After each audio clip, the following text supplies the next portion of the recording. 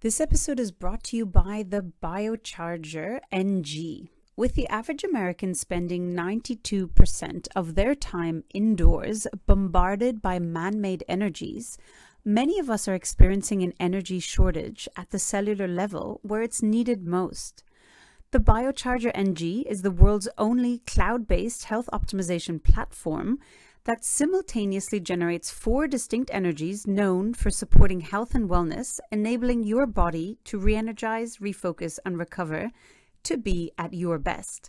So check out how the Biocharger can energize your life and get $500 off by going to biocharger.com/Claudia. That's biocharger.com/Claudia today.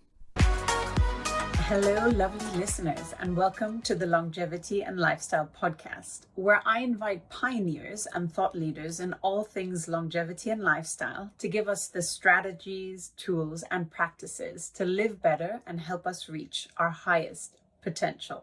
Today's guest is Dr. Dale Bredesen, Chief Science Officer at Apollo Health and a prodigious innovator in medicine, with over 30 patents to his name. His 30-plus years of medical research have put Dr. Bredesen at the forefront of research into Alzheimer's disease prevention and memory loss reversal. His research and discoveries have changed our understanding of the fundamental nature of Alzheimer's disease and led to revolutionary treatments. An internationally recognized expert in the mechanisms of neurodegenerative diseases, Dr. Dale Bredesen's career has been guided by a simple idea that Alzheimer's as we know it is not just preventable, but reversible.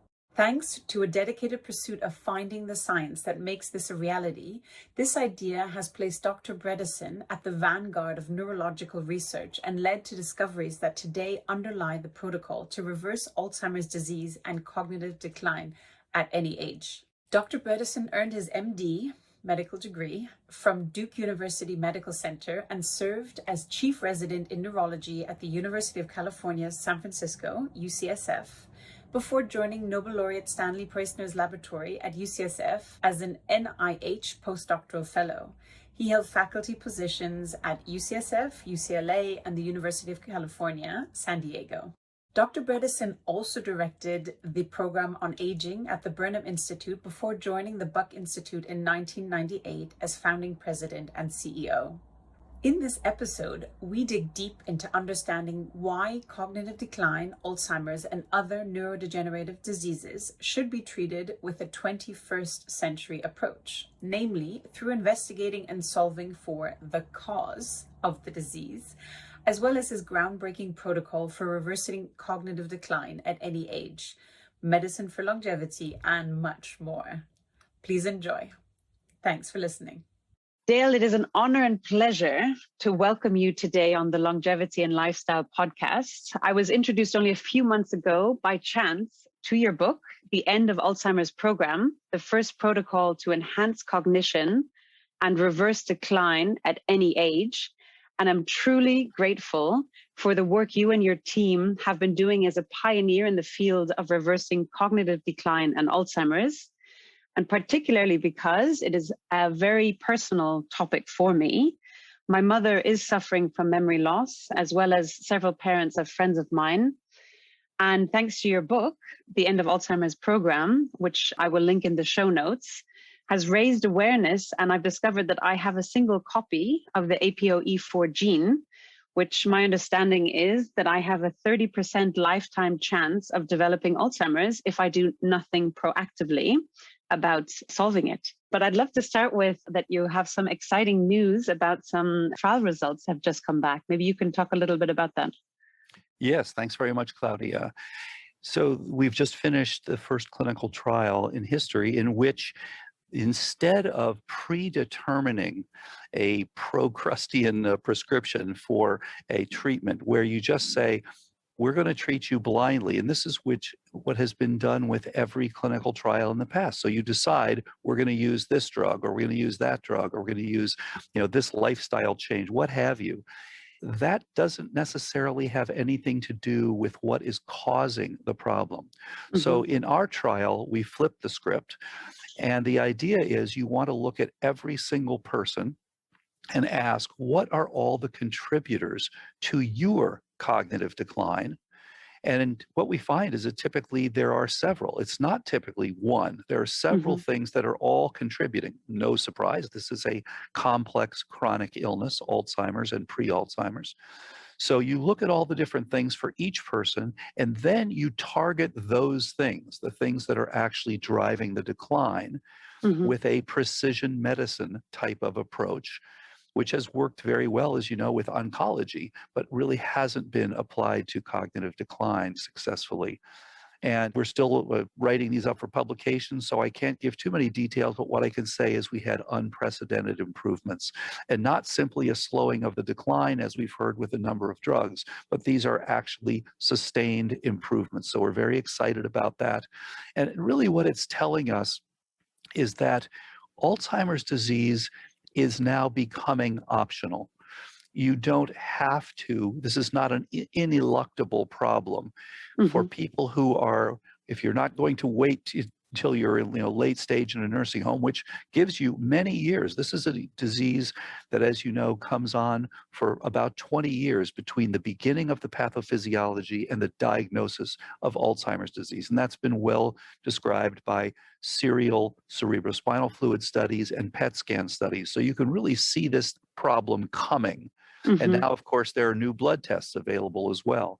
So the bottom line here is that if everyone gets on either prevention or early reversal, virtually no one need to be concerned about this. That's a fundamental change for a major global problem. As you indicated, this is a very common problem. About 15% of the population will die. In the United States, this is now the Wow. third leading cause of death. And as you indicated, it's one of the important genes. The most common important one is ApoE. And ApoE has, of course, 2, 3, and 4 are the different alleles. And so, as an example, I'm a 3-3, which is the most common. That's kind of vanilla. If you Hmm. have 0 copies of ApoE4, as you indicated, it's a lower risk, and that's about 9% for your life. If you Hmm. have a single copy, as you mentioned, Yeah. it's a 30% lifetime risk. And that's 75 million Americans have a single copy. Wow.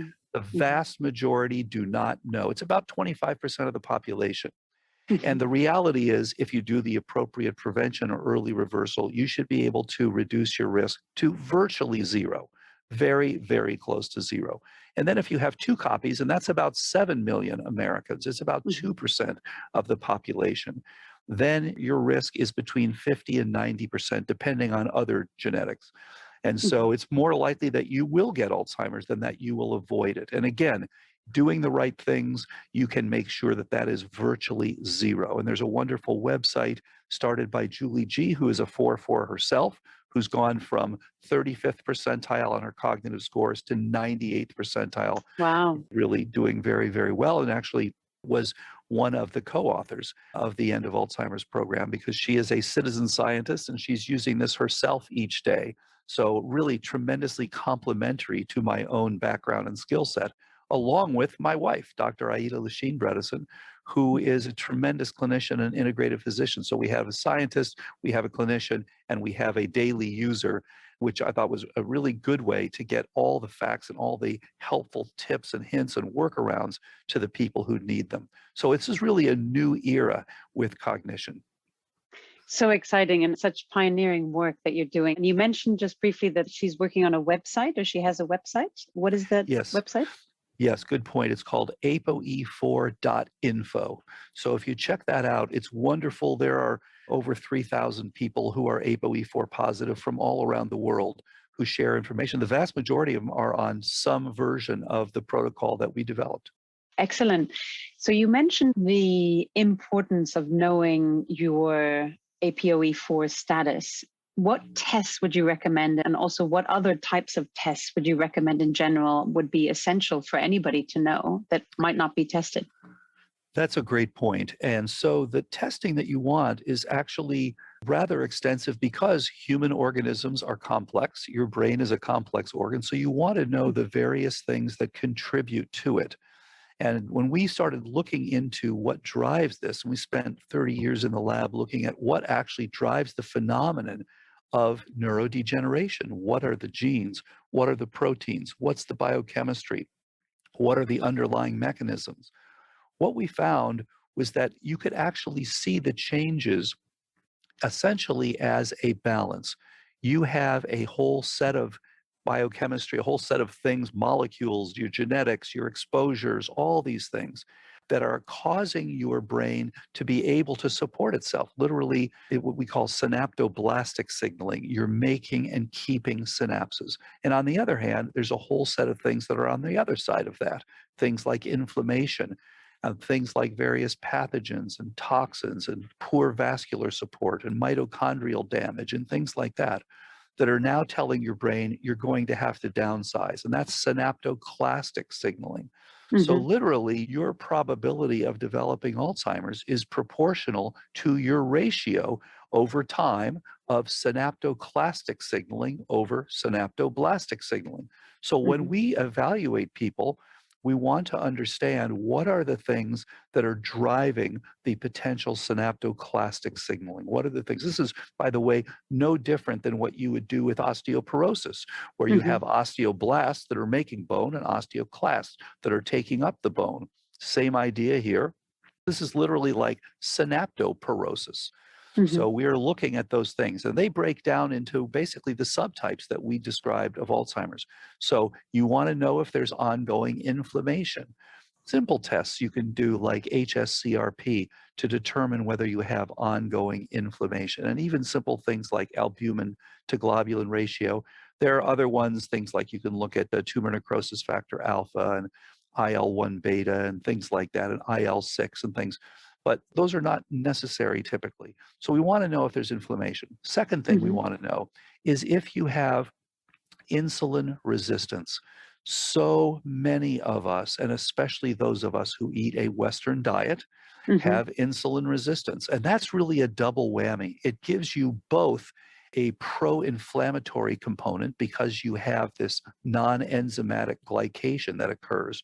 Of course, Mm-hmm. we measure it as hemoglobin A1C, but there are hundreds and hundreds of proteins that are glycated by these chronically high levels of glucose, also associated with fructose intake and things like that. It also, on the other hand, gives you the insulin resistance such that when you have insulin signaling, your Mm-hmm. body does not listen to it as well. It Mm-hmm. doesn't listen to it metabolically, and it doesn't listen to it trophically. So again, when we used to grow in Petri dish, we would grow neurons for many years. You always have to include insulin in there because the insulin supports the survival of the neurons. So no surprise, when you start to reduce your insulin signaling, you're reducing the support for this tremendous neural network. You have about 500 trillion synapses in your brain. So it's an Wow. amazing neural network. And Mm-hmm. what's happening is you're literally downsizing that because you're not able to support it over Mm-hmm. time. So we Mm-hmm. want to know your HOMA-IR, we want to know your hemoglobin A1C, we want to know your fasting insulin and your fasting glucose. And then we want to know all the things that are trophic nutrients. So the three big things that support your brain: the trophic factors, the nutrients, and Mm-hmm. the hormones. So we'd like to know your estradiol level and your testosterone level and your pregnenolone level and your progesterone and your thyroid. These are all important, and cortisol is another one. So again, Mm-hmm. we'd like to know, are you getting enough support? And then we'd like to know, what about nutritional support? Are you getting appropriate B12 levels, vitamin D levels? As we're learning, so many people who did not know that they were low in vitamin D until they got Mm-hmm. COVID-19 and suddenly Mm-hmm. were dying of COVID-19 or were having a really horrible course because of this association with low vitamin D levels. And that's been shown and published repeatedly. Yeah. So if you think about it, Alzheimer's disease is somewhat like what's happened to various countries with COVID-19. So what happened with COVID-19? We have a pathogen, we have an Mm-hmm. insult, which in this case is SARS-CoV-2. And what happens? We're told, okay, you have to social distance, you have to shelter in place, you have to pull back. So we are pulling back from our interactions. We're not growing the economy, things like that. So Yeah. we end up in a recession. We're pulling back. And this is very much like what's happening in an Alzheimer's brain. you have the combination of insults and poor overall support. And so your brain is saying, okay, I have to go from growth mode to protection mode. And guess what? When you make that amyloid, you make the stuff that we associate with the Alzheimer's brain, that has an antimicrobial effect, as was shown by Rudy Tanzi and Robert Moyer from Harvard a number of years ago. This is a protective substance, but part of the protection is telling you we're going from growth mode to protection mode. So you're going to be protected from these various pathogens, but in so doing, you are now downsizing the network. So until you determine what is causing that downsizing and reverse that problem, you're going to continue to downsize. You're going to continue to smaller and smaller neural network. So then we want to know your vascular parameters as well, because again, many people have problems. So there's a whole area of energetics.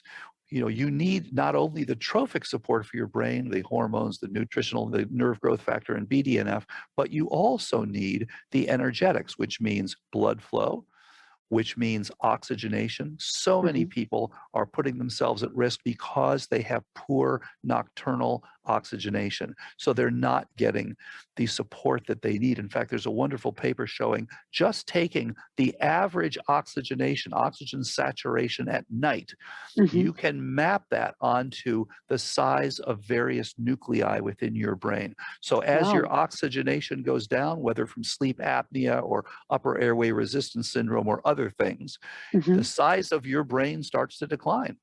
And again, most people aren't checking. Most people don't know it. It's just like we all know our cholesterol. We should know our nocturnal oxygen saturation. We should know our hemoglobin A1C. We should know our fasting insulin, our HOMA-IR. We should know our HSCRP. These are critical. And of course, the good news is there's a tremendous amount that we can all do now with quantified self, which wasn't available 5 or 10 years ago. Now you can get an Apple Watch, you can get an Oura Ring, you can get a Better, you can get so many of these things. You can check your blood pressure, your microbiome, your insulin status. You can check there's CGM now, continuous glucose monitoring, which your doctor can write for you. So you can actually do all these things. You can check your oxygen saturation at all night long with an Apple Watch or things like that. The Oura Ring can tell you if you have a little bump in temperature. And by the way, a number of people have found out very early on that they were getting COVID-19 because of their Oura Ring. Really? So, yeah. So I wear one things. myself. Good idea. So yeah, you get a little bump, check and see what's going on there. So there's so much that we can all do that we couldn't do before. It really is leading us into a new era in which chronic illness will be much less common. You know, what's happened to us is we are all now dying of complex chronic illnesses. 100 years ago, most of us were dying of simple illnesses, TB, diphtheria, things like polio, things like that. Now we're virtually all dying of complex chronic illnesses, and these can be prevented. The good news about them is that you can see them coming if you know what to look for. The bad news is that they don't give you symptoms until they're mostly over. So that's just like with Alzheimer's, you're getting this long play out before you get a diagnosis. So we need to be looking earlier and earlier, and larger data sets. There's going to be much more in the computational world that will help us with larger data sets, with looking at this complex machinery. We've had this unbelievable complexity gap in medicine where we look at very few parameters for people, and then we tell them we don't know what causes Alzheimer's disease, and there's nothing you can do about it. We'll give you a drug that doesn't work very well, and you're going to die. I mean, that is barbaric. We'll look back on this period as the dark ages in these complex chronic illnesses. Wow, you've touched on so many incredible points there. And potentially for someone who is not very deep into medical knowledge and testing and very reliant on, let's say, their local doctor who mightn't have this training, can you talk a bit about how you and through Apollo Health have actually prepared everything and the service that you offer to make it as simple as possible to get the right tests in order to track where you are and either pre-code, right? So one of your protocols to prevent it or to reverse it if you're already on that decline path. That is a great point. So the major goal here is to reduce the global burden of cognitive decline and ultimately the global burden of neurodegeneration. We're starting to take the same sort of approach and adapt it to the unique biochemistry of each of the other neurodegenerative diseases. It's different for Lewy body, it's different for Parkinson's, it's different for frontotemporal dementia, it's different for macular degeneration. We're just starting to look at these others. But the idea here was, let's now train physicians. And so we've now trained over 1,700 different physicians in 10 different countries and all over Wow. the United States, so that people can go to people who have been trained in this area. Having said that, of course, it's continuing to evolve. We're continuing to understand because, again, the human brain is complicated. So we're continuing to understand, okay, what are the critical things? And a good example is a few years ago, we didn't recognize plasmalogens as being one of the important players, and some brilliant work from a biochemist, Dr. Dan Goodnow, who has looked at plasmalogen, and these things are dramatically reduced in Alzheimer's disease. So ongoing work from his group, we'll see how important this is.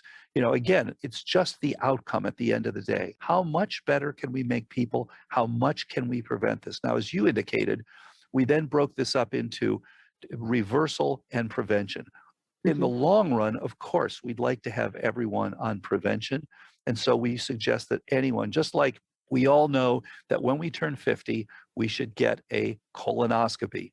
And actually, my wife and I had his and hers colonoscopies on Valentine's Day. How we decided, romantic. okay, yes, we decided let's get this over with, and let's just put this behind us. It's not a particularly pleasant thing to do. Now, interestingly, cognoscopy is much easier. So we recommend, look, anyone who's 45 or over should get a cognoscopy. Why? Because this problem, the cognitive decline that we used to think of as a problem, a disease of our 60s, 70s, and 80s, is really a disease of really late 30s, 40s, 50s. And it's just that you get the diagnosis 20 years later. So everyone has had that feeling, wow, you know, I'm in my 40s. I'm not as good at staying up all night as I used to be. I'm not as good at organizing things. I don't have the memory I did in my 20s. Okay, that's an issue. And so we're told, oh, you're just getting a little older. No, what this means is your metabolism is changing. You may have a little bit of insulin resistance. You may have some ongoing inflammation. As they say, inflammaging, it's a critical part of the aging process. There is a reason for being less sharp than you used to be. And in fact, performance is critical. And so what we do is get a cognoscopy. You could actually go online and get this directly, My Cognoscopy, if you want to, or go to your doctor and talk about this. But you want to know three things.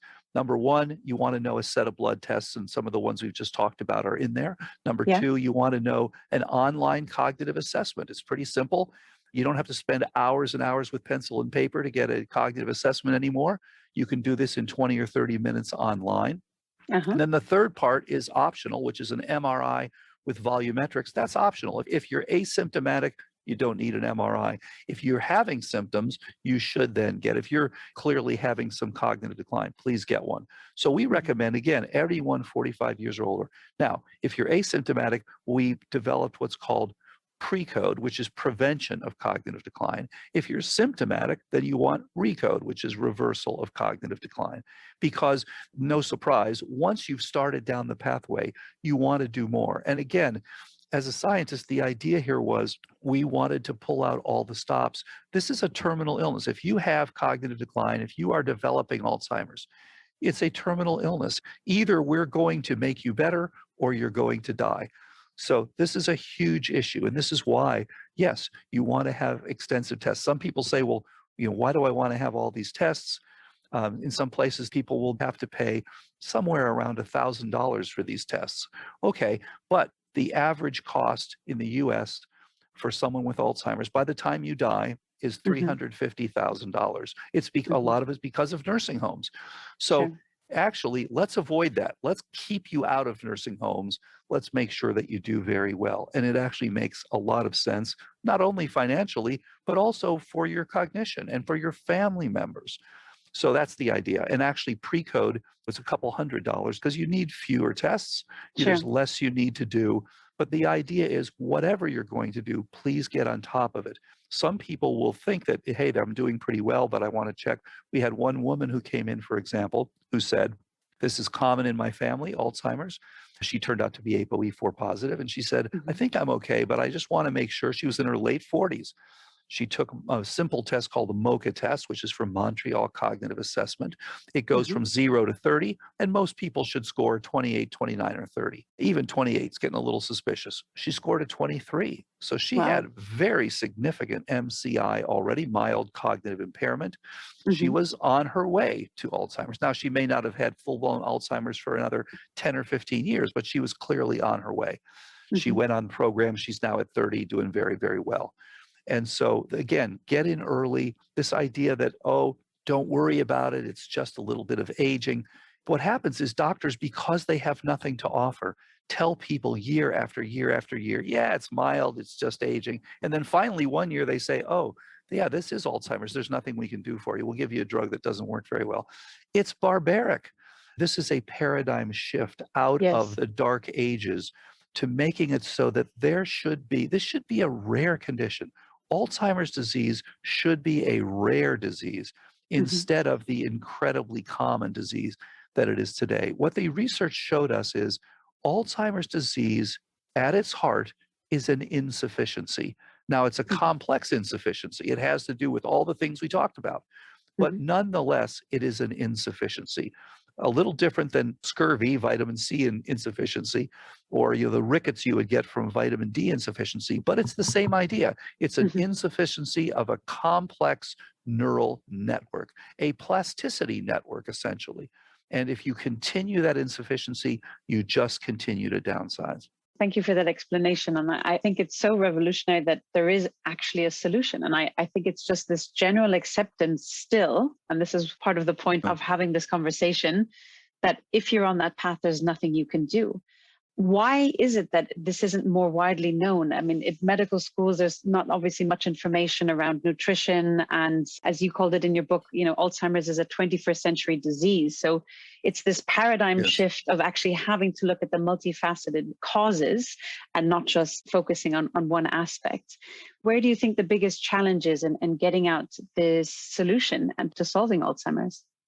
This is a great point, and I wrote about this actually in a book that's coming out in August that's called The First Survivors of Alzheimer's. And we have some wonderful stories. This is from 7 different people who wrote their own first-person stories about what it was like to be told that you have Alzheimer's disease and then to get better. To be told that you're going to die and then to turn around. And so we had one woman as an example who is actually a nurse professor herself, a nursing school professor, and developed the problem. She had a strikingly positive amyloid PET scan. She went actually in for a drug trial, and she was put on a drug. With each time she would get the drug, she would actually get much worse, which is something we've seen a number of times. These are drugs that are attempting to remove the amyloid from your brain. But again, no surprise, this amyloid is there because there's an ongoing insult. So you're now trying to remove the protection. So each time she would get this, she would get worse.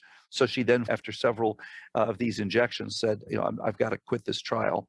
She then ended up starting on the protocol that we developed, and she's now come also back to a perfect 30 with her MoCA scores. She's done very, very well, and she's sustained that. That's the most important thing, is when you improve, you sustain the improvement because you're getting at the heart of what's actually causing this. But here's the problem. What started out with medicine, with academics, with neuroscience became what? Politics.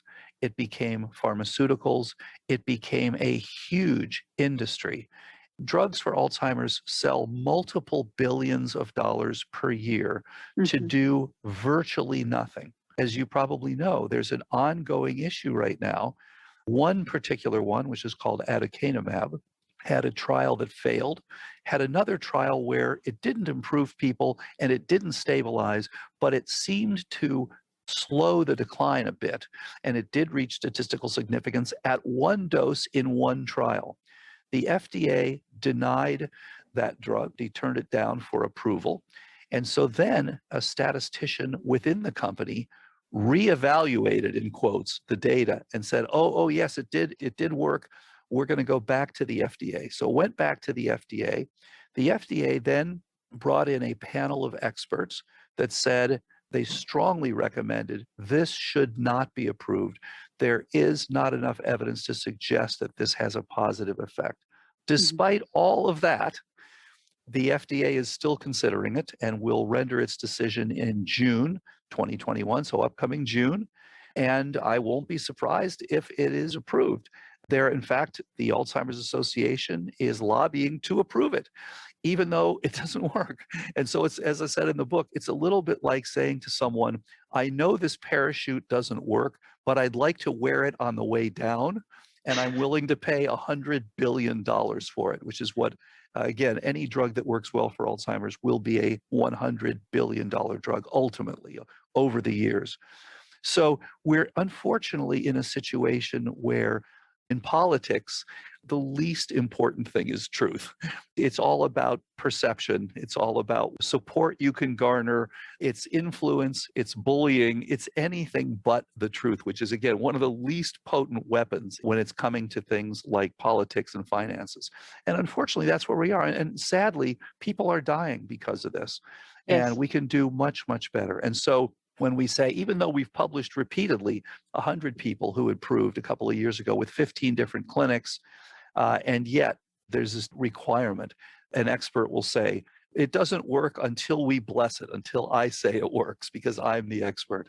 So we're in a very interesting situation right now. And as you know, there is a schism in medicine. When I was training way back in the 1970s, we all kind of agreed there was a very clear definition. You're going to do this, you come in. And medicine in the 20th century was about what?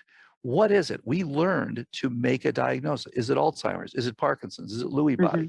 Is it diabetes? What it is. You made a diagnosis, and then either you write a prescription or you send them to the operating suite. So you're going to have surgery, you're going to have medicine. Now, 21st century medicine is completely different. It is about why it is. So it's not good enough to say this is Alzheimer's.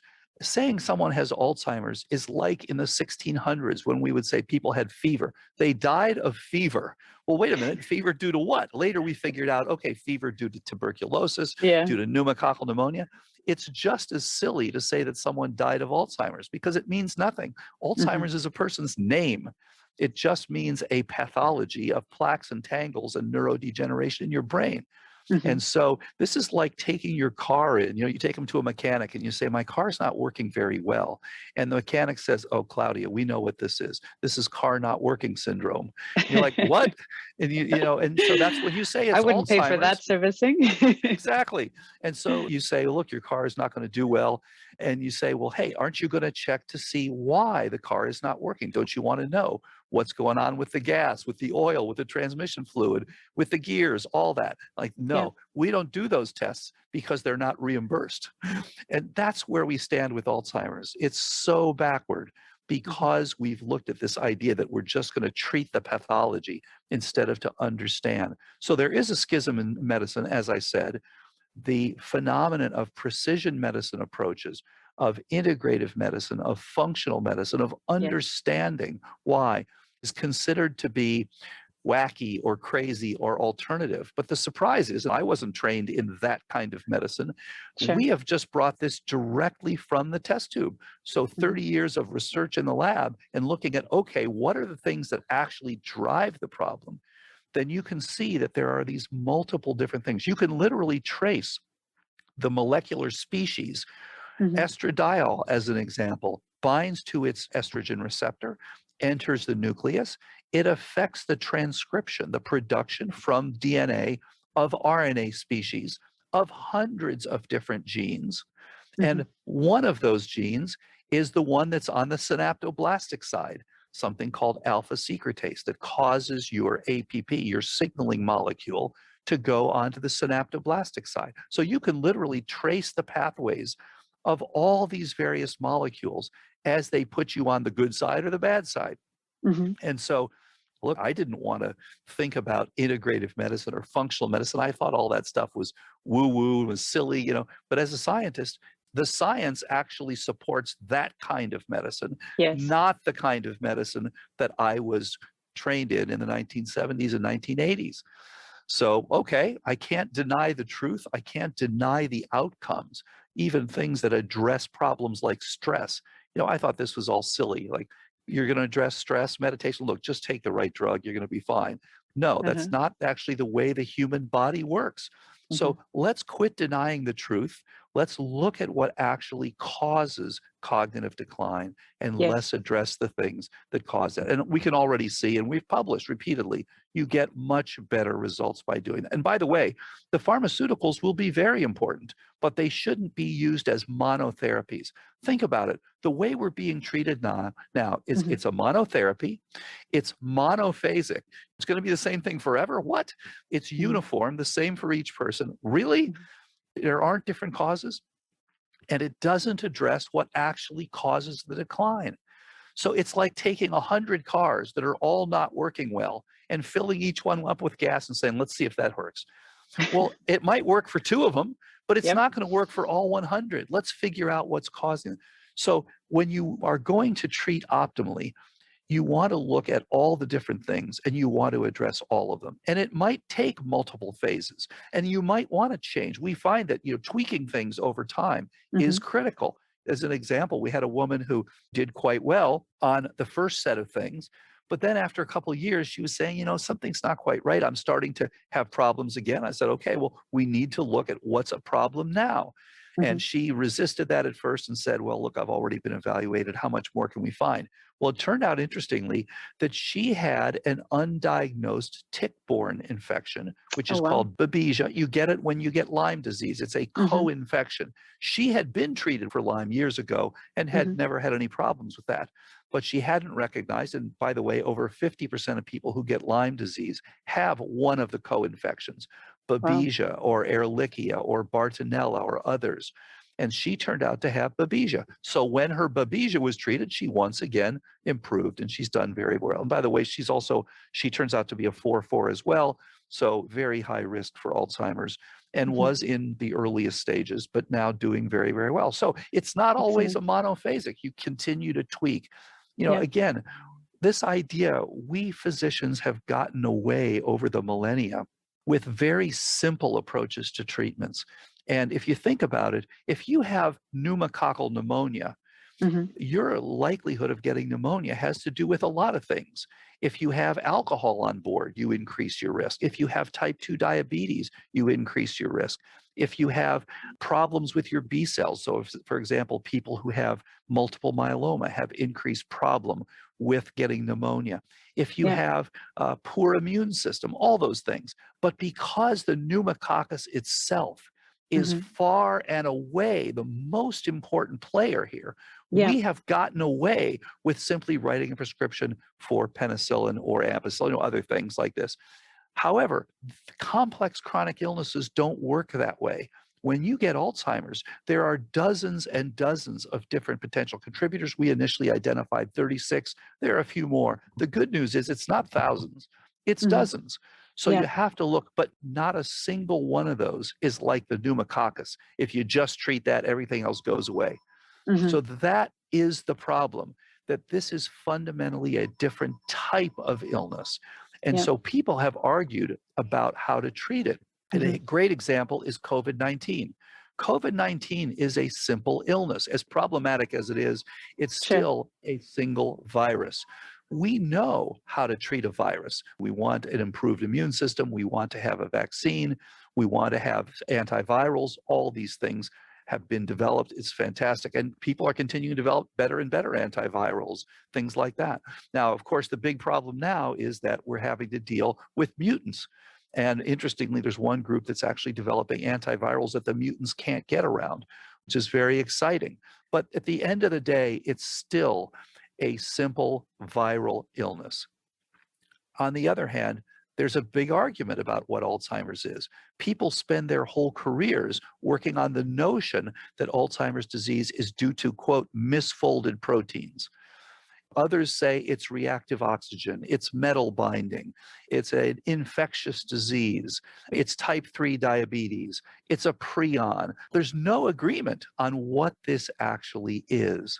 So our point is that what the science tells us this is is a signaling imbalance in this beautiful plasticity network. And of course, infections are part, but not just one infection. You can trace many different ones. There can be herpes simplex related. It can be P. gingivalis, which is a change in your oral microbiome. It's associated with poor dentition. It can be many other organisms that have been identified. Chlamydia is another one that's been associated with cognitive changes. HHV6A. So when you look at the epidemiology of Alzheimer's, it's bewildering. There's all these different things. And you say, well, how can that be one disease? Well, that's the point. It is an alteration in this balance. So you have to look at all these different players and you have to address the ones that are causing the problem, not just write a single prescription for one thing and, as we've seen, get no improvement. So this is not a monotherapy disease, but the drugs should work better on the backbone of an optimal protocol. Thank you for that explanation. And I think addressing the causes is relatively new for Western medicine by really looking what's behind it. But if you look at Eastern medicine, this is what they do. I mean, I think a perfect example, in Shanghai once in China, visited a traditional Chinese medicine pharmacy, and then the diagnosis upstairs, which was interesting. They look at your tongue and check your pulse, and it's a bit different. But she was really explaining that in Eastern medicine, if you have a headache, they need to find out why, and you're treated for that why. And you might have a headache for 3 days, but they will cure you of that headache coming back because the cause has actually been solved, which is so different to Western medicine. You have a headache, I take a pill, comes back again tomorrow, take another pill, and all of a sudden you're taking all these pills on a daily basis instead of actually looking at the root cause. So there really needs to be a paradigm shift in the way that medicine is looked at, and not just solving for the superficial, but actually going down to the cause. Are you seeing more and more researchers focusing on that? Not yet, although yes, a number have. But this, again, this is not yet considered the norm, when of course it should be the standard. And the response is, this is not the way we were trained. This is not the way this works. So it's interesting to me, there's been so much pushback. There is a lot of resistance to progress, to looking at new things. And, you indicated Eastern medicine. And the reality is we now need to train physicians that have the best of both worlds. So the traditional Eastern physicians did not know anything about RNA or DNA or molecular biology or large data sets and all that. They were looking at the whole organism, as you indicated, but they didn't look at these various molecular pathways. The traditional Western physician would understand DNA and RNA and things like that, but would focus on one thing. They would say, aha, it's misfolded proteins. We're going to give you a prescription for something that doesn't work. But the reality is we now need to train a new type of physician that combines those two, that looks at larger data sets. It's so interesting to me that we've used these very complex algorithms to figure out where Claudia shops. So Google knows where you shop. Google knows a lot about you, as they say, probably Too much, more than you want them to know. Exactly. Why are we not using the same sort of complex algorithms to make people better? So we're really great at knowing where they shop, but we're allowing them to die of Alzheimer's. Again, this is barbaric. And we'll be laughing at this in 10 or 20 years and saying, wow, we were so backward.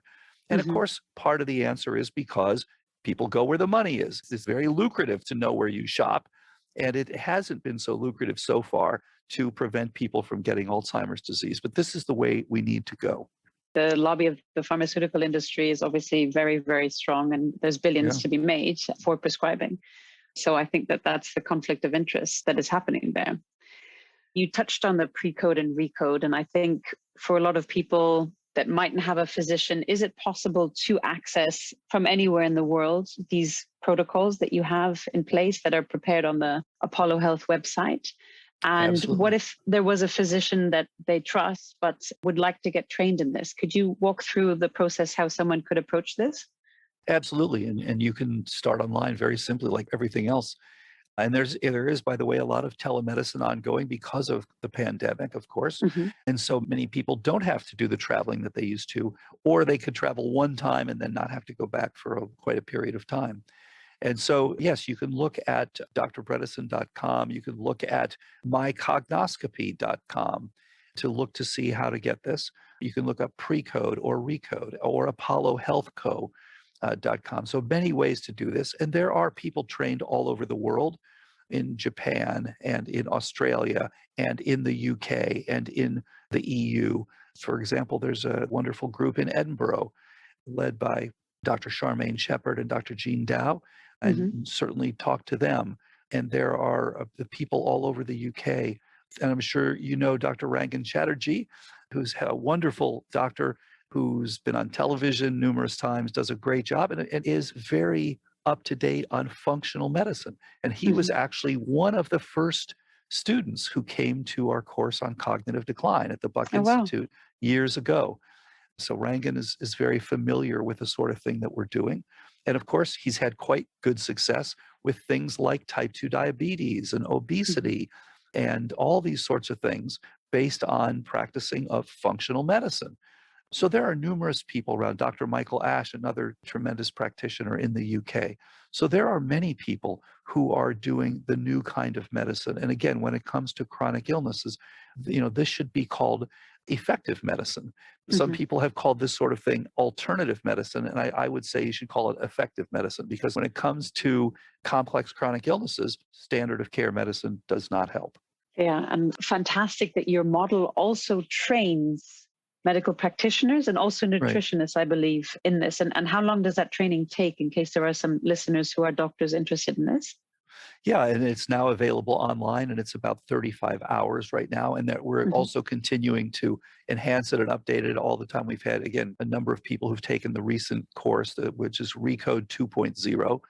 And so again, that's about 35 hours. And we have some tremendous experts, Dr. Neil Nathan, who's a world expert in mycotoxin-related and biotoxin-related illness. And this has turned out to be, again, when I was trained, never was taught anything about, hey, biotoxins are important in illness. But it's, again, I can't deny it. It turns out that when we look at people, what's actually driving the problem, it's a relatively common contributor that people have biotoxins, just as other people have inorganic things like metallotoxins or air pollution. There's a lot that's been written now about air pollution and its relation to cognitive decline. So those of us here in California who were unfortunately in the California fires are now at increased risk for cognitive decline and have to be very careful. The people who were in the World Trade Center cloud, there was a paper shown by 2016, 13% of those people had cognitive decline. So because this tremendously increased exposure to various toxins. And then organic toxins, things like glyphosate and benzene and toluene. There is a burst of Parkinson's disease. It's, by the way, of all the neurodegenerative conditions, it is the one that's on the most rapid increase, and that has been linked to exposure to these various organic toxins, things like trichloroethylene and perchloroethylene, things like that. So, and paraquat, and on and on. So again, it's important to know whether you have exposure to these things. So many of us have a toxic burden that we deal with throughout our lives, but no one's checking for it, and we're not doing anything about it until we end up having a disease, whether it's Parkinson's, whether it's Alzheimer's, whether it's ALS, another important disease that is toxicity related. So this is a major problem. And so you can be trained in this by checking, and again, there's about 35 hours or so, and we're continuing to add additional physicians. I mentioned Dr. Neil Nathan, also Dr. Chris Shade, who is an expert in chemotoxicity, also Dr. Cyrus Raji, who's an expert in imaging, Dr. Anne Hathaway, who's an expert in bioidentical hormone replacement, which again turns out to be very important to get optimal cognition for the right age group and used in the right way. All of these things are critical for best outcomes. And it just really shows how important it is that each individual is on top of their health, is aware of the tests that they should take, particularly if they have a family history of Alzheimer's or cognitive decline, and it is possible to then stop it. I'd love to take a step back, and perhaps you can tell listeners where this journey to finding the protocol actually began. Have you always been fascinated with neurodegenerative diseases? How did you stumble, if you will, on this path? Yes, I was a freshman at the California Institute of Technology, And I read a book about the brain called The Machinery of the Brain by Dean Wooldridge of TRW fame. And he talked about the relationship between computers and the brain. And I was interested in computers. And I thought, oh, this is really interesting. You've got this amazing computer inside your skull with a huge number of synapses. And I started reading, got very, very interested in what the brain was all about and how it worked.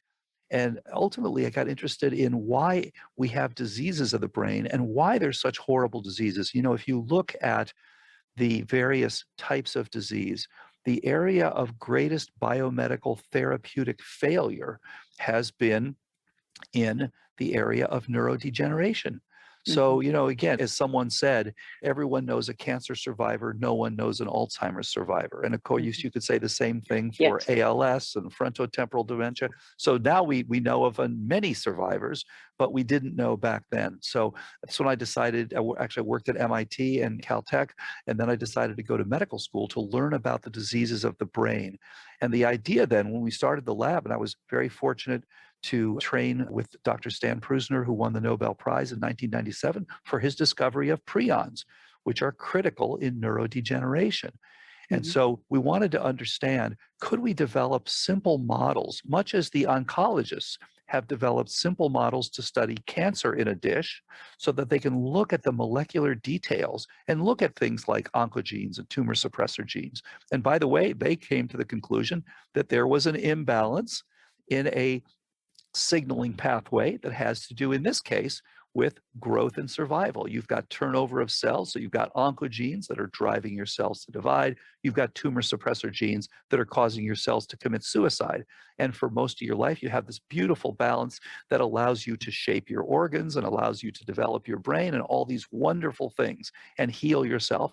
But of course, if you do things wrong, you smoke too many cigarettes or you get exposed to chemical carcinogens, there's a chance that you will change that balance either by increasing the activity of your oncogenes or decreasing the activity of your tumor suppressor genes.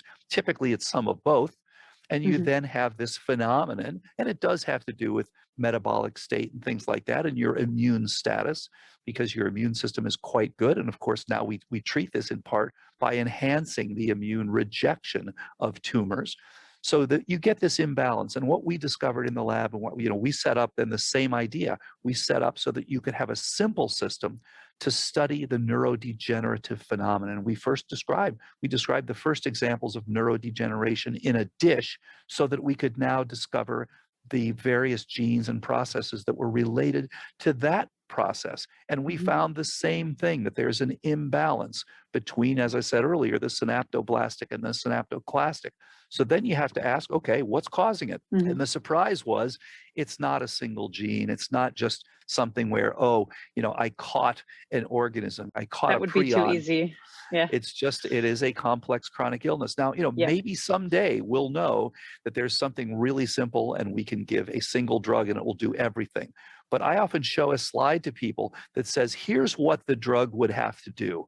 And, there are 100 different things. There are all these things. It would have to make you more insulin sensitive, and it would have to make you have optimal thyroid and all these things. It would have to heal your leaky gut. It would have to get rid of your HSV. That's a lot to ask of a drug. So I think that the drugs are going to be great as part of an overall program, but you want to get at what's actually causing it. So all these people who've been trying to reduce your amyloid, that's getting at one of the mediators. Absolutely, that's a mediator, but it's not the cause. Yeah. That's the difference. And so we got to be very careful about the semantics. What is the cause? What are the contributors? And what is a mediator of this problem? And in that system, we see these prions, which is, these remarkable things which can cause this phenomenon that is like an infectious illness. These really are about amplifying a signal. So you have essentially two different kinds of signaling in your body. We talk about homeostasis. Your serum pH should be 7.4. You never want it to be too acid or too base. You never want it to be 2.4 or 10.4. So if you drink something, for example, that's slightly acidic, say like a soft drink, then you want to return your pH to 7.4, and you use both respiratory and metabolic compensation to do that. That's negative feedback. That's homeostatic feedback. On the other hand, when you desire a multi-goal outcome that requires amplification, and a good example is blood clotting. If you're a caveman and you cut off your finger, you're going to die if you don't clot quickly. So Sure. you use a system that is feed forward, and this is literally prionic loop feedback. You're taking a system that amplifies itself. And we believe that that's what prions are all about. So they are very important in things like memory, in things like plasticity. But unfortunately, when they run amok, they continue to pull back. You are going to have a degenerated brain. And so again, we want to go upstream and say, why is this happening? What are the root, as you said, root cause contributors? How long has the protocols been in existence? And can you talk about some of the success stories that you've had? Absolutely. So what happened was back in 2011, we were screening for drugs that would change. We knew a little, we didn't understand the whole picture yet, and we're still learning more and more, of course. But at the time, we understood that there was a balance there and that we wanted to drive the signaling toward what happens with AP. APP is the amyloid precursor protein, which is at the center of this. And when things are good, your brain senses this. It senses your status with your trophic factors and your hormones and your nutrients and your inflammation, all these things. And it says, things are good. I'm going to be cut at a single site and produce two peptides, one for outside the cell, one for inside the cell, that say growth and support. And this is no different than what happens in your country. Look at the difference between what your prime minister has been doing when things are good versus when things are bad. Okay, he's been wonderful about saying, we've got to be careful. We've got to get the vaccine. We got to do the right thing. Okay, now we're ready for growth mode. And you're either in one mode or another mode. Your brain does the same thing. And so when things are good, you make these two peptides, SAPP alpha and alpha CTF, which supports making and keeping synapses. On the other hand, when things are bad, you make 4 fragments. And so you now are going to tell you things, okay, we're going to pull back and we're going to go into protection mode. And so then we screened for drugs back in 2009, 2010. And by 2011, we actually had some wonderful drug candidates. And so we actually applied to do a clinical trial. But I was sitting in my office looking at the whiteboard, and I thought, well, wait a minute. You know, this is not addressing many of the things that could actually be. So our drugs could fail, our drug candidates. So I thought, well, wait a minute. I knew that one of my colleagues, Professor Mike Merznick, who came up with brain training, brilliant guy. And I thought, well, what if we combined, he's doing these studies on brain training, which again, were helpful for some people, but not all. And I thought, what if we combine that with the drug? Could that give us a leg up? I thought, could that maybe help this drug to work better? And then I thought, well, wait a minute. It kind of, the light bulb went off. And I said, why would we deny people any of the things? Why would we say, let's just take one? And then I kind of went, oh, wait a minute. Okay. So we then applied to do the first comprehensive trial. That was 2011. And the trial was to be done in Australia because the specific drug was available in Australia for other purposes. And we thought, okay, we're going to have a group that does placebo, of course, a group that does the drug, but then we're going to have a group that does all these other things that address the problems, and then a group that does all these other things with the drug. And of course, I was hoping that the drug with all these other things would really give us a big bang. Well, guess what? We got turned down by the IRB. The group that reviews this says, we're not going to allow you to do this trial because it's a multivariable trial. You're asking to test more than one thing. And we said, but wait a minute, this is a multivariable disease. So this is another one of the problems. The classical approach in medicine is to test only one thing. Well, you're out of luck then when it comes to a multivariable disease. So we've got to be better at looking at these multivariables. What we need to do is get something that works with multivariables, and then, okay, you want to take one away, or the other way to go now with artificial intelligence, which is, of course, the future, is to look at large numbers of people who did all sorts of combinations and then ferret out, okay, this is the beginning. But again, people think if you're going to use a combination, you want to test each thing one at a time And if that doesn't work, don't include it in the combination, which is silly. This is Yeah. not a linear system. It doesn't work that simply. So you need to look at combinations, and you can't expect that they're going to act the way of each thing separately. You really need to get over a threshold, which is just what happens, by the way, with cardiovascular disease. You have a threshold, as Dean Ornish showed years ago. You need to get over a threshold. So 2011, we got turned down. So we thought, oh my gosh, what are we going to do? There was a philanthropist that had supported some of the work. He got very angry at me and said, what's wrong with you? You couldn't get this thing approved in Australia. If you worked for me, he said, I would fire you. And so I was very depressed in 2012. I thought, how are we going to get this out there? I got a call from a woman who herself had just been diagnosed with Alzheimer's disease. She had called her friend to say that she was going to commit suicide. This is a woman who worked on the East Coast, 3,000 miles away from us. But her friend had heard about some of our research and said, you got to come to California and you got to see what these guys are doing. So I got a call from this woman, and from the friend actually, who said, would you be willing to see my friend? And I said, look, I haven't seen a patient in 20 years. I work on transgenic mice. I work on dying cells in petri dishes. I said, I can tell her what we were going to do for this trial. That's the best I can do. And I can send her back to her own doctor. And so this woman came out, and we spent 2.5 hours going through all this stuff. And she took all these copious notes because she couldn't remember anything. She took them back to her doctor. And 3 months later, I got a call. I thought I would never hear from her again. I got a call 3 months later at my home on a Saturday morning. And she said, I can't believe it. I'm back at work. She said, my memory is better than it's been in 20 years. Wow. I'm doing great. So I hung up the phone and I turned to my wife and I said, this work. I was so excited. I said, I think we're on the right track. She actually came back then, we did a little video and started talking about this as an anecdote. And then we assembled many anecdotes with the idea being, we need to go back to the IRB and saying, will you now allow us to do this appropriate comprehensive trial now that we have anecdotal evidence? So we published the anecdotal evidence and got all sorts of pushback. It's only anecdotal. Well, hey, you have to start somewhere if you're going to change things. So we then published 100 cases with documented improvement in cognitive scoring, in MRIs, in PET scans, et cetera, and in electrophysiology, so forth and so on. Then interestingly, we were turned down again for the trial in 2018. Wow. Then in 2019, they finally allowed us to do a proof of concept, which is the one we just finished.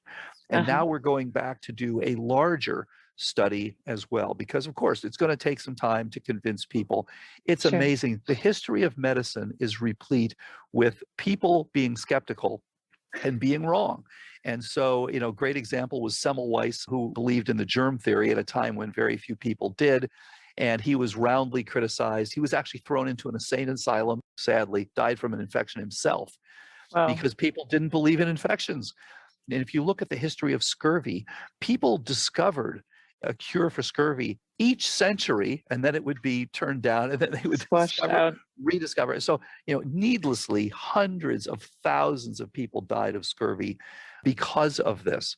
And so now we're going back, 2019, we're going back and finish this. Now, it'll be a while before people will accept this, but meanwhile, we have wonderful examples again and again of people getting better, and things will change over time. As they say, the final piece is that people say, we knew this all along. This is nothing new. So we're getting there. That's the day to really celebrate it. Very exciting news. Now, I wonder, would you say that the work that you have done, and because you get to the root cause, but could it be that this protocol that you recommend with ReCode is not for everyone? Are there any exceptions? So the trial that we just did took people with MoCA scores between 18 and above.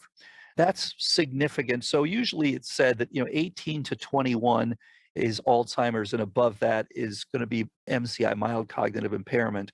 So the average for someone with full-on Alzheimer's is about 16.2. So this study did not include people who had MoCA scores of 0 or 2 or 3, that sort of thing. I'm interested now in setting up a separate test, which is going to be called the SARA, Severe Alzheimer's Reversal Attempt, for people from 0 to 17.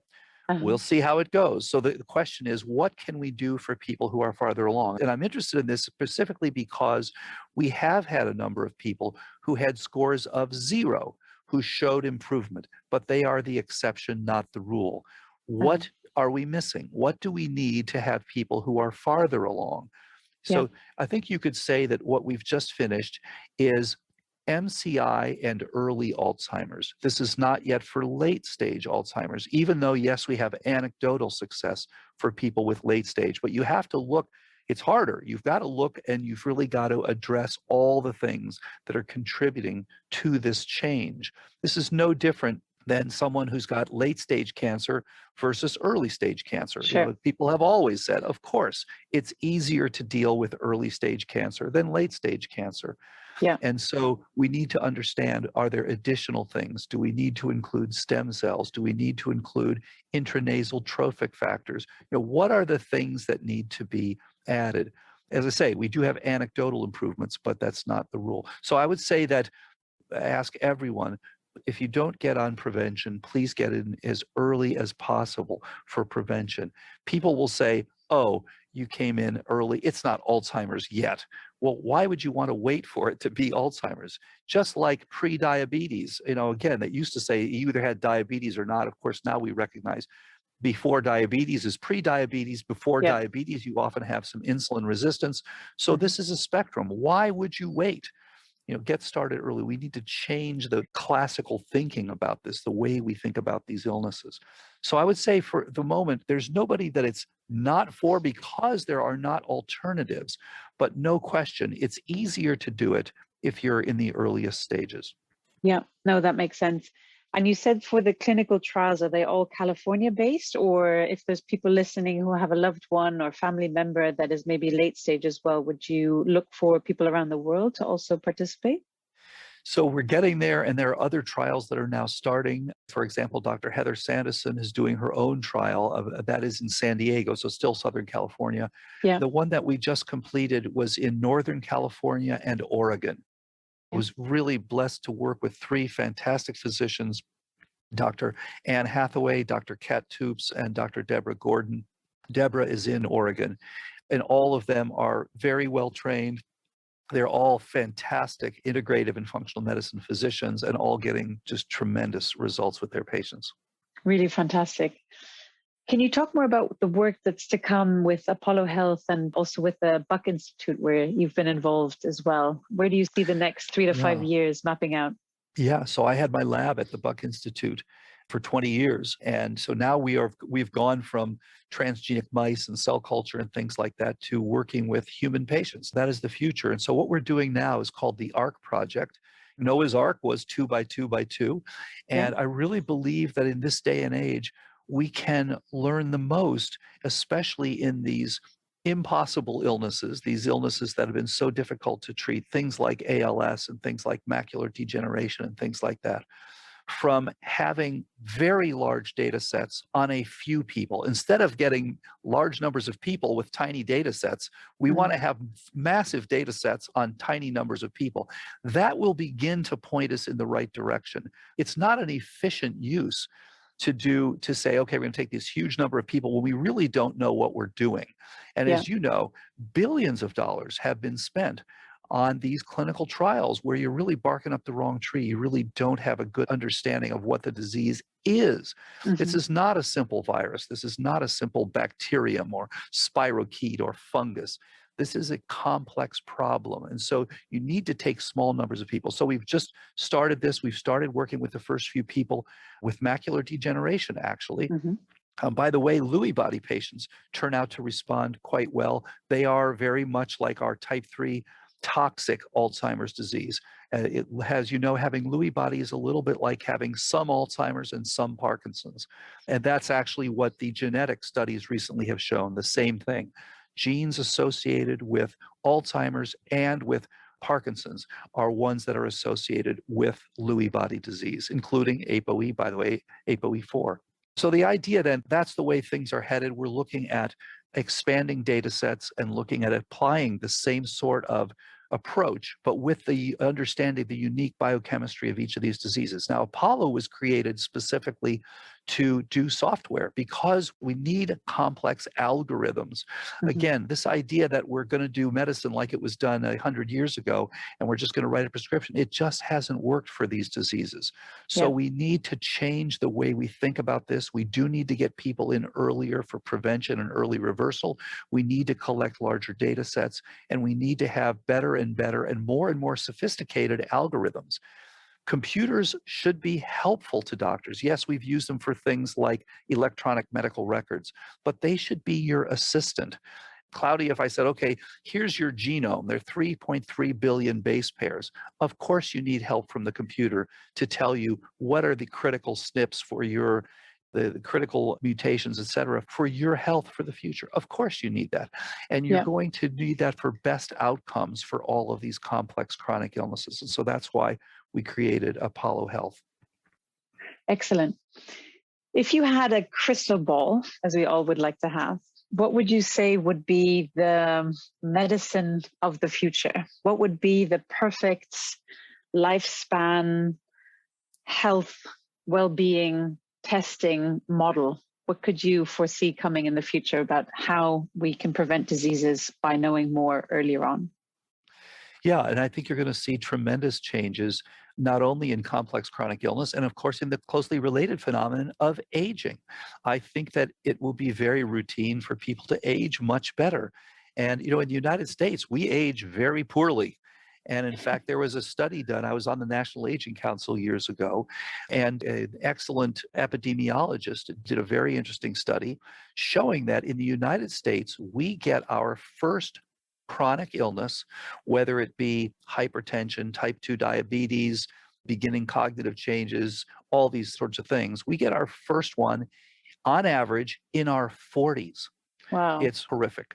And on the other hand, as he showed, in the UK, you get your first complex chronic illness in your 50s.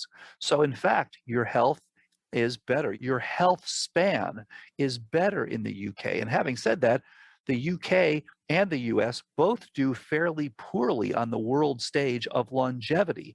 If you're in France, you do better. If you're in Japan, you do better. If you're in Italy, you do better in terms of average longevity. So we have relatively short health spans. And this is one of the reasons that the United States spends so much on sick care. Our healthcare bill is a huge, huge bill. It's between 15 and 20% of our GDP. It's horrible. And because we're not doing the right thing. So to answer your question, for the future, it's going to combine three fundamental things.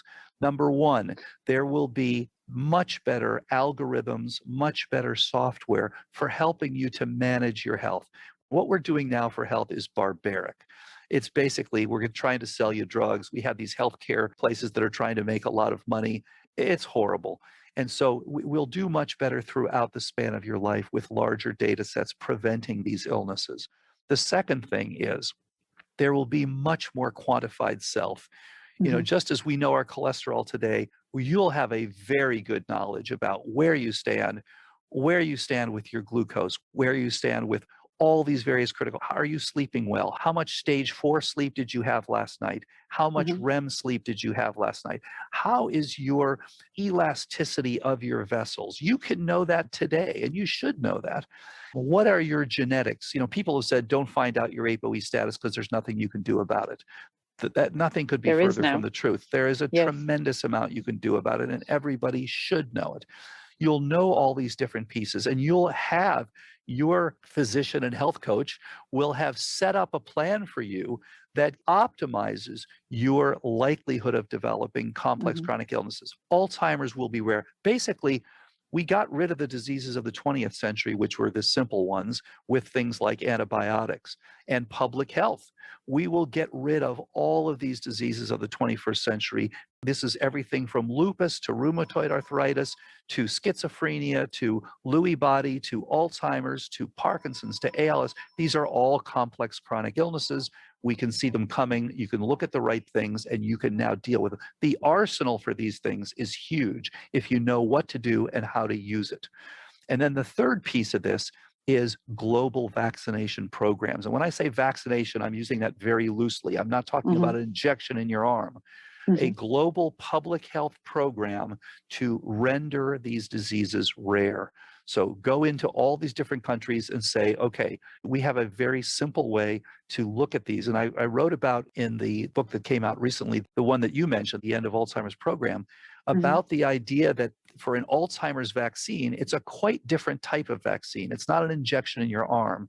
It's a program that looks at all the different pieces and essentially pre-code. It looks at these things and then makes sure that you don't get this. And if you think about it, this is like a pyramid. What we're going to do is take the large number of people at the bottom of the pyramid and get them on a very simple program for prevention. Now, some of those will fall through the cracks, right? So now you'll have something like 5 or 10% of people that will say, oh, wait a minute, despite those things, I'm beginning to get symptoms. Okay, we'll then do the next level of testing. This is the way you make it efficient. Okay, they'll have additional testing. Aha, now we'll see for most of those people, it's this gene, or it's that thing, or it's this infection that you had, or you've got a lot of toxic exposure, or you do poorly with toxins. Those people will mostly be helped then by the next program. Now, a small number of those people, and you just go on that way. So after a couple of increases, now there would be a tiny number of people that will actually have to be inpatients. Something really is wrong here. We need to do something very, very significant with you. That's the way to make it so that it's efficient and yet gets a global reduction. So our goal is a global reduction in the burden of dementia. What a great goal. Thank you so much, Dr. Bredesen, for your time and for these insights. And it can't be soon enough that these possibilities for people to reverse cognitive decline, to go on the journey of prevention. And there's so many knock-on effects. The change in diet that you recommend with the KetoFlex has knock-on benefits for many things, including type 2 diabetes. It's all interlinked, which is why functional medicine is so helpful to look at the whole picture together. Absolutely. It's been a real pleasure. Thank you so much for coming on today. Thank you so much, Claudia. I really appreciate it. Stay safe, stay well.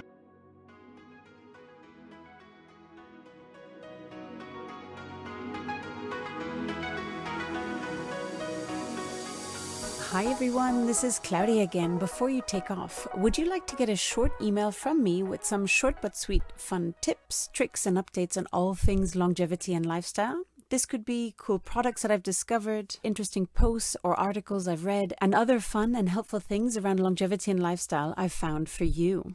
It's a very short piece of inspiration for you a few times a month. So if you want to receive it, check it out by going to longevity-and-lifestyle.com. That's longevity-and-lifestyle.com and leave your email to sign up for the next one.